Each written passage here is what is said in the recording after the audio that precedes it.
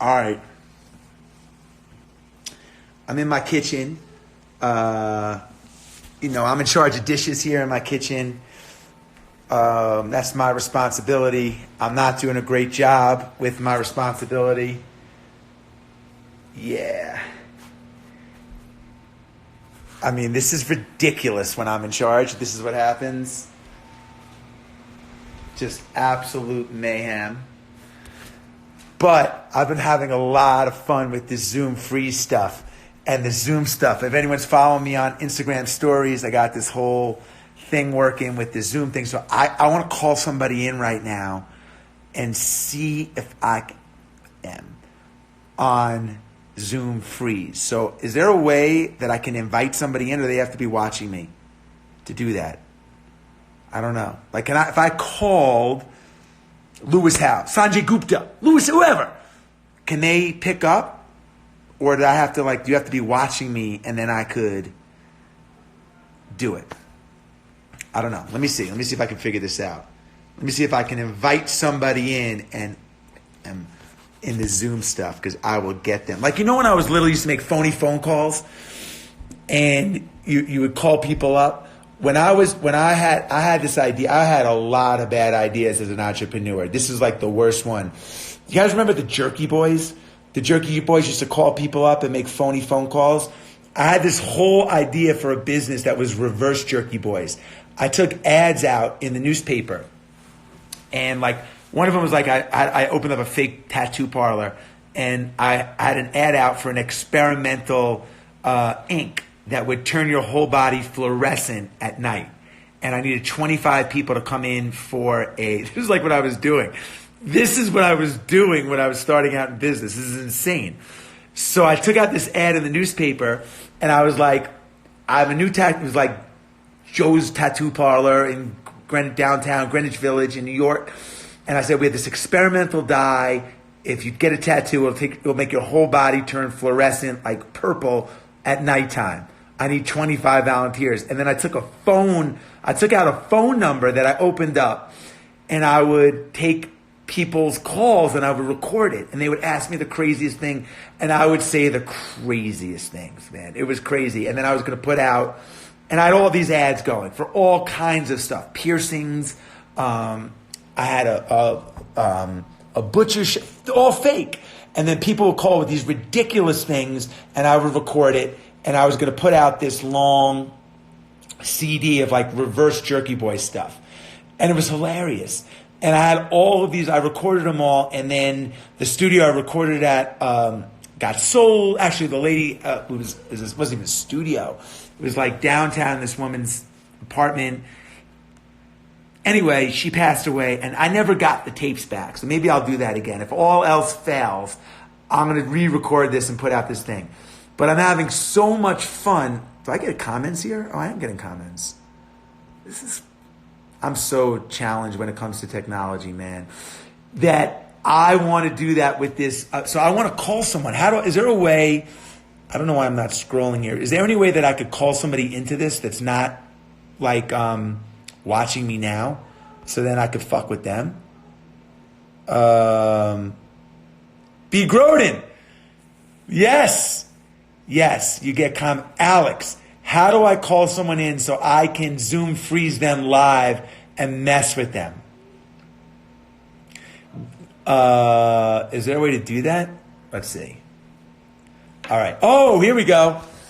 Oh, let's go live with Chad Wright. Okay. Here we go. Let's see if we can do this. Boom. Shh. Waiting for Chad to come in. Hey! What's up, brother? How you doing, man? I'm doing outstanding, man. I'm just sitting out here on the front porch listening to it thunder. Is it raining out there? Yeah, it's coming down. How you doing? I'm doing great. I'm out here in, I don't know if you can see this, Chad, but it was snowing here today. I was thinking about you. I was up on the mountain, and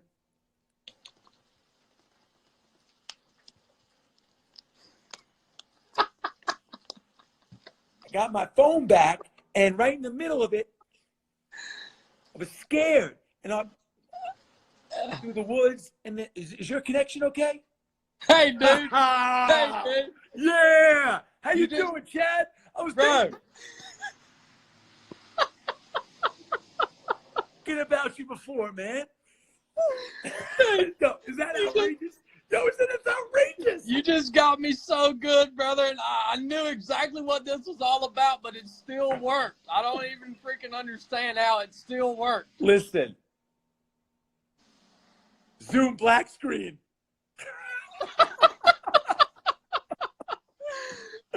Thank you for what you're doing, brother. I'm telling you, you've given me some of the best laughs over the last 2 days that I've gotten all week, man. So keep it up, brother. I miss you, man. I've been thinking about you. You know, in this kind of times, humor is so important. You know, it's like just to add a little lightness to a very serious situation feels right. It really is, brother. And you know, it's the same deal, dude. In SEAL training, man, when we were laying in the surf zone, Jesse, and we were freezing cold, or you know, we had been up all night, you know, for 5 straight nights in Hell Week. There was always a dude in the group that had the strength to stand up and inject some humor into the situation.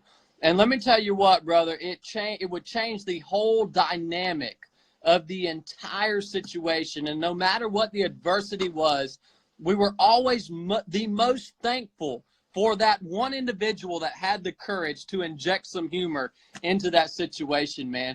And that applies everywhere. That applies in combat. That applies in real world stuff, man. You know, there was always a man like you, Jesse, that had the courage to inject some humor into the situation. And it just lightens the mood, it lightens the heart, and it allows us to press forward and carry on with our missions, brother. So thank you so much, man. I've gotten a lot from it the last few days, man. Well, I appreciate it. I'm going to share something with you that I don't think I've really ever shared with anybody. This is an honest-to-God true story.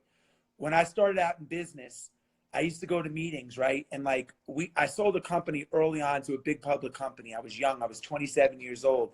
And all of a sudden I was in these board meetings with all these guys that were incredibly successful and incredibly smart. And I felt like the dumbest guy in the room. And I would dread these board meetings and these meetings because they would go around, they would talk all these numbers. It was Chinese to me, man. I'm a marketer, I'm a creative guy, but I couldn't even understand them. And then when they would call on me, this is honest to God, the truth, the only way I could survive in these business meetings was through humor. And I would literally have to say something or think of something funny, and then they would skip my turn. And I'm like, yeah, and I would make them laugh, and I'd be like, what do you think, Kenny? And I'd turn to my partner.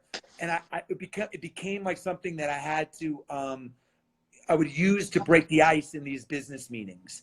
And I don't know, man, it was like now, and this is just, you know, real talk. Now I go into these meetings with guys like that. And very often I think to myself, they're just rich. All that I looked up to, these role models and these heroes to me, and they had all the success and there's money. Not all of them, but a lot of them now, it's just like, they don't have the life that I wanted. They were just wealthy. And like when you're young, you know what I mean? So all this fear around having to fit in and having to be smart enough dissipated as I got older. And then it just became a function of how I wanted to live my life. And you're somebody that lives your life on your own terms, you know, and doing what you want to do, man, and out of purity. Anyone here, anyone that's involved in my world needs to know Chad. This is Chad Wright. He's a former Navy SEAL. He's become a great friend, family member to me, literally a family member to me. And because he's just always giving, man, always giving of what he's learned through his program, through the SEAL programs, through life, through adventure, through ultra running, and so many of the modern day lessons I've gotten from Chad. So I appreciate you, man. I'm thinking about you in these times, and keep doing what you do. Well, I love you too, brother. And you say that word fear, man, and I'll give a quick comment on that, brother, on my view of fear. Fear is a real thing. It exists. We have to take it seriously. And it's a real emotion. But look, man, I view fear as a bubble. And I view it as a tangible thing. And in my mind, I look at fear as something that we can contribute to, we can create, We can become entrapped in it and become stagnant.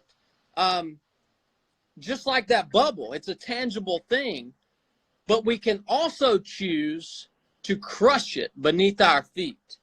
And like you said, live life on our own terms, man. So I encourage everyone out there, we control the fear as human beings. We control it. It does not control us. And I'm not saying don't be smart, because we have to be smart and we have to take care of each other. But we control the fear, so don't let it overwhelm you. Crush it beneath your feet and be smart and live life on your terms. I love it, brother. Thank you, Jesse, for what you do for us, for the community. Thank you for the life you live and the man that you are, brother. I love you so much. Appreciate it. Same, Chad. Before we go, I just wanted to...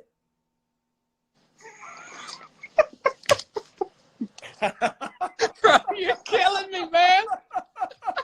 I'll speak to you soon, man. I'll speak to you soon. See you, brother. All right, see ya. I don't know how to click out. Well, oh, here we go. Boom. There we go. Yeah, so I'm having a lot of fun with this. I've always kind of, relied on a little bit of humor, try to inject humor in marketing, in presentations, in my speeches. I always try to have the opening thing, the first 2 minutes of my speech, something that breaks the ice through humor. And I found this really worked really good. I'm going to leave you guys with one thing. I talk about this a little bit in my Build Your Life Resume program, but here's a tip. Here's a tip. What the hell is going on with my hair, man? God. But here's a tip. Come on down. Mom's in her room. I can control a meeting in the first 30 seconds of the meeting. Any meeting, I feel like I can control a meeting in the first 30 seconds of the meeting. And this is what I do. If I walk, here's a tip. If I walk into a meeting, first of all, I always stand up. I never sit down going into a meeting. It's low energy. If I go into a meeting and I see, let's say, I'll say something like this. Oh, hey, guys.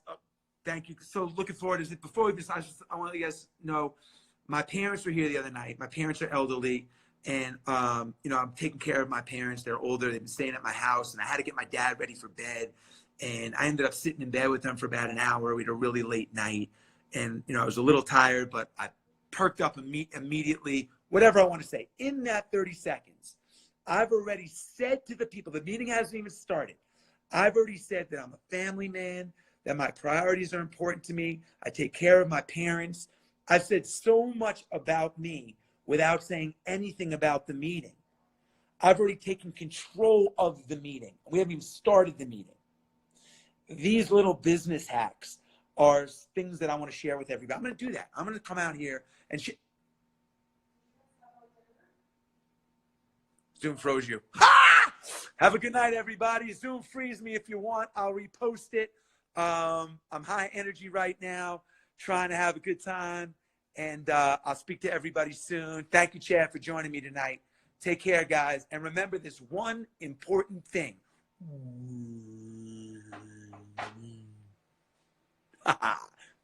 Zoom slow-mo. See you guys.